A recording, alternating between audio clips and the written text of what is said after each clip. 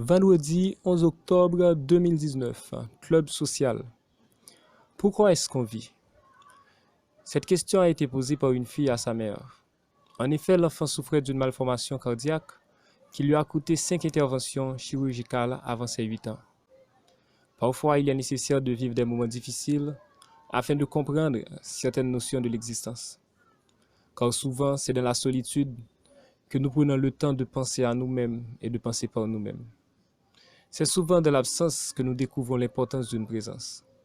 Certains vont faire face à la plus grande pénurie juste pour comprendre des leçons de partage et de bonne gestion.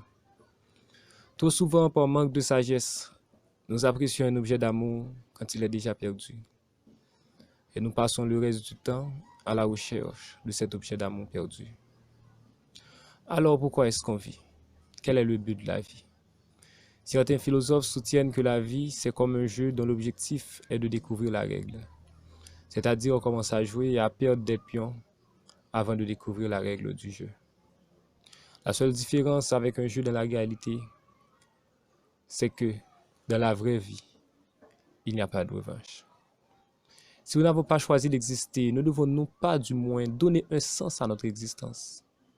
Comme l'a dit l'autre, on ne doit pas passer la moitié de sa vie à rendre l'autre moitié malheureuse.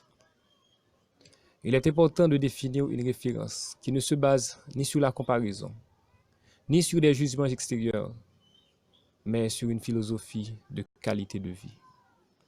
Se plaindre et se comparer, chose très facile, mais un jour, nous aurons des comptes à rendre. Nous devons répondre sur ce que nous avons fait de nos moyens, de notre santé, de nos capacités intellectuelles et matérielles. Alors, commençons le travail sur nous-mêmes. Prenons le temps de nous connaître, car la connaissance de soi est la voie de l'émancipation. Apprécions ces paroles de Dan Millman, retrouvées dans son livre La voie du guerrier pacifique. Je cite: le bonheur est une pratique de chaque instant. Nous y avons accès dès que nous le décidons. Si nous n'arrivons pas à le trouver ici et maintenant, quelles que soient les circonstances, nous ne le trouverons pas ailleurs.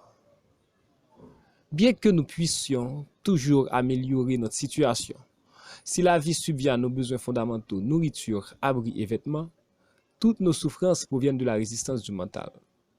Tant que nous traînerons le même mental, nos souffrances persisteront, quelles que soient les conditions extérieures. Fin de citation. C'était le Club social. Merci.